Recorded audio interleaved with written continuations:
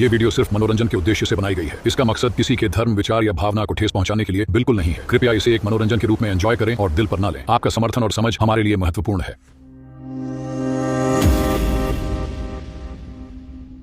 एक युवा व्यक्ति जो विश्वविद्यालयों में से एक में छात्र था, एक दिन एक प्रोफेसर के साथ टहल रहा था, जिसे आम तौर पर छात्रों का मित्र कहा जाता था, क्योंकि वह अपने निर्देशों का पालन करने वालों के प्रति दयालु था। जब वे साथ साथ चल रहे थे तो उन्होंने रास्ते में एक जोड़ी पुराने जूते पड़े देखे, जो उन्हें लगा कि एक गरीब आदमी के हैं, जो पास के एक खेत में काम करता था और जिसने अपना दिन का काम लगभग पूरा कर लिया था। छात्र ने प्रोफेसर की ओर रुख किया और कहा, चलो हम उस आदमी के साथ एक चाल चलते हैं। हम उसके जूते छिपा देंगे और खुद को झाड़ियों के पीछे छिपा लेंगे, और जब वह उन्हें नहीं ढूंढ पाएगा तो उसकी उलझन को देखने का इंतजार करेंगे। मेरे युवा मित्र, प्रोफेसर ने उत्तर दिया, हमें गरीबों की कीमत पर कभी भी अपना मनोरंजन नहीं करना चाहिए, लेकिन तुम अमीर हो और इस गरीब आदमी के माध्यम से अपने आप को और अधिक आनंद दे सकते हो। प्रत्येक जूते में एक सिक्का रखो और फिर हम छिप जाते हैं और देखते हैं कि इसका उस पर क्या असर होता है। छात्र ने ऐसा ही किया और वे दोनों पास की झाड़ियों के पीछे छिप गए। बेचारे आदमी ने जल्दी ही अपना काम खत्म कर लिया और खेत के उस पार उस रास्ते पर आ गया जहां उसने अपना कोट और जूते छोड़े थे। कोट पहनते समय उसने अपने एक जूते में पैर डाला, लेकिन कुछ सख्त महसूस करते हुए वह यह जानने के लिए नीचे झुका कि वह क्या है, और उसे सिक्का मिल गया। उसके चेहरे पर आश्चर्य और विस्मय झलक रहा था। उसने सिक्के को देखा, उसे पलटा और बार बार देखा। फिर उसने अपने चारों ओर देखा,